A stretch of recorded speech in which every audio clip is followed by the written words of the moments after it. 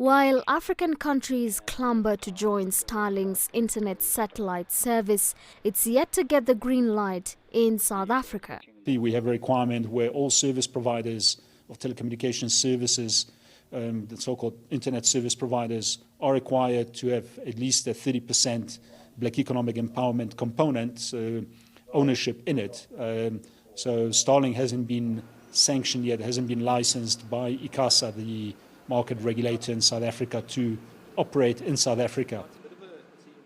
The country is not completely cut off from the 3,000 satellites in the sky. Starlink kits have been approved by the local authority regulator, and which South African journalist Hanu Labushane managed to get his hands on and test.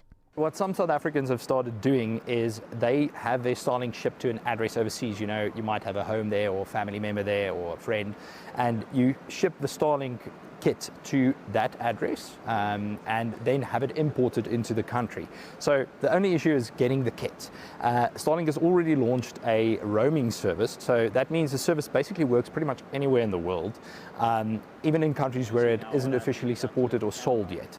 Labushane tested the kit in a suburban area and the remote Plainsburg Game Reserve, which is about 170 kilometers outside Johannesburg. Download speeds were found to be much higher in the bush than in the city, even without power. We were getting no speeds at all on our mobile data connection. So we plugged this thing in, got it set up and did some speed tests there and got also about almost up to 180 megabits per second. Put that a bit into perspective, you've got your entry-level fibre speeds that are about 50 megabits per second.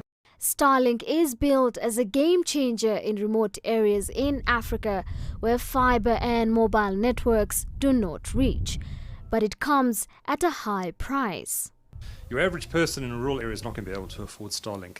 It may work well in schools and maybe in clinics and other rural environments, but it's certainly not a cheap solution. But it'll help to some extent. The service is already live in Nigeria and will soon be rolled out in Kenya, Angola, the DRC and Tanzania. South Africa's neighbor Mozambique is also in the queue to get connected.